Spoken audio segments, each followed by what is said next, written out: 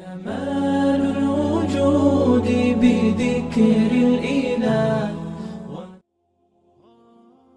فضل از برای اهل فضل است.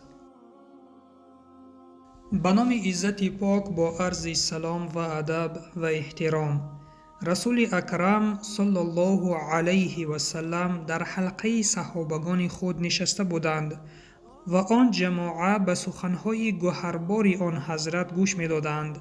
در اثنای این نشست که هیچ کس نمیخواست خود را از رسول اکرم صلی الله علیه و سلم دور نماید، علی ابن ابو طالب خداوند از او راضی باد آمد. آن بزرگوار به رسول اکرم صلی الله علیه و سلم و نشستگان سلام گفته برای خود جای نشست می جست تا او نیز از صحبت بی بهره نماند. پیامبر خدا به چهره یارانش می نگریست و می خواست ببیند کی به علی خداوند از او راضی باد جای نشست می دهد.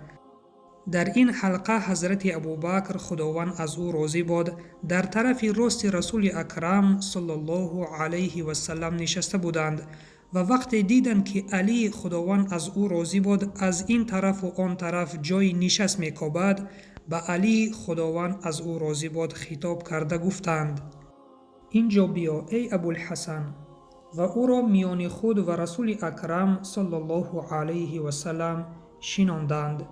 رسول اکرم صلی الله علیه و سلم تبسم نمودند و در چهره مبارک آن حضرت آثار خوشنودی آشکار گردید و روی خود را به طرف ابوبکر نموده با صدای پست به او گفتند: ای ابوبکر، هر آینه فضیلت را برای اهل فضل می دانند.